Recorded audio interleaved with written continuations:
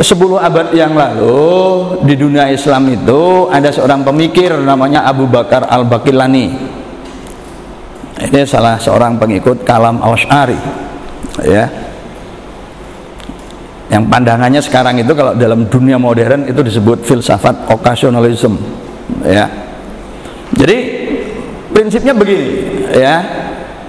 Jadi 10 abad yang lalu, jauh sebelum kuantum lahir, ya, Al-Baqillani itu membuat teori atom yang berbeda dari semua teori atom yang pernah ada dalam beberapa hal, ya. Jadi mengatakan bahwa atom-atom itu tak berdimensi, ya, jadi tidak punya ukuran. Jadi kalau dalam bentuk individual dia tidak berdimensi, ya. Lalu jumlahnya berhingga.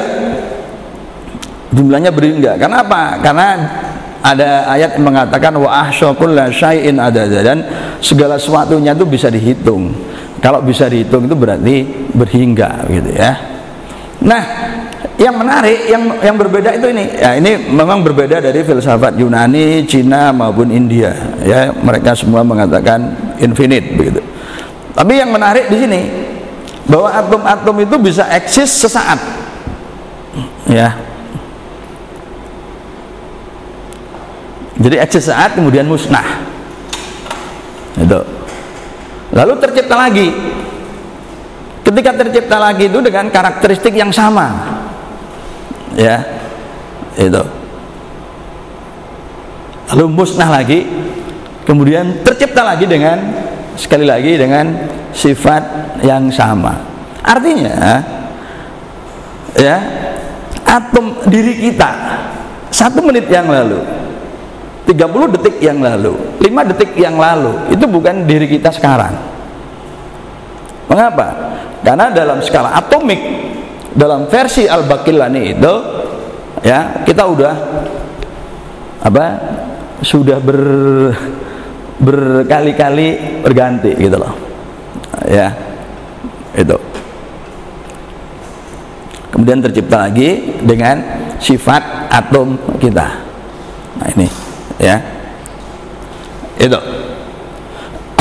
Ya, ini mengacu pada ini, ya. Jadi sepenuhnya gagasan Al-Baqillani itu mengacu pada teks-teks kitab suci, itu. Jadi pernah ada dalam sejarah umat manusia ketika sebuah konsep itu dibangun berbasis teks-teks wahyu. Nah, ini yang sebenarnya belakangan ini saya keliling itu dengan wacana itu, gitu, ya. Mengapa? Karena saat ini kita sedang mengalami krisis. Peradaban modern kita ini sebenarnya sedang menghadapi krisis.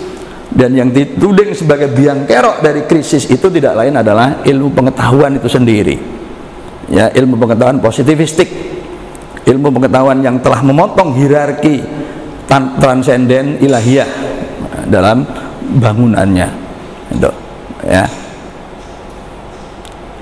Nah, jadi dia bangun ini dari teks-teks, gitu, berbasis teks, kemudian dia rumuskan bahwa dalam skala atomik, ya, partikel-partikel, jauhar-jauhar itu tidak bisa eksis dalam 2 saat.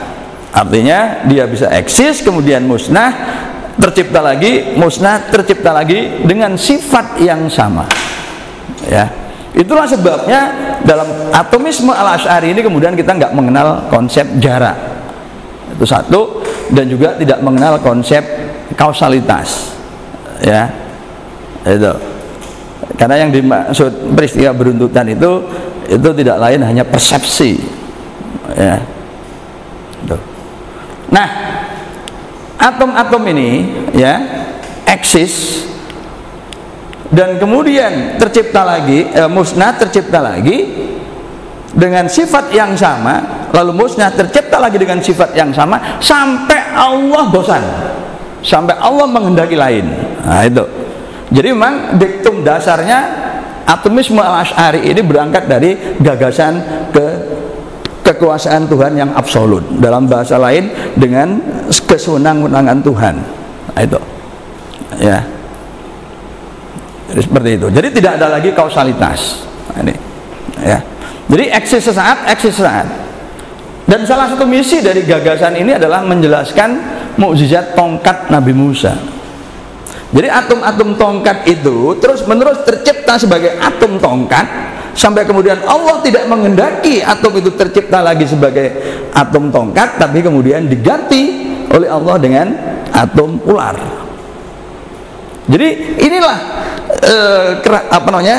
teori ilmiah ya, ini yang bisa menjelaskan tongkat mukjizat tongkat menjadi ular itu secara clear. Itu ya. Nah, di sini. Nah, ini 10 abad yang lalu. Ya. Jauh sebelum teori kuantum lahir. Tuh. Ya, karena teori kuantum kan juga memaksa bahwa partikel-partikel itu tercipta musnah, tercipta musnah, tercipta musnah. Tuh, ya.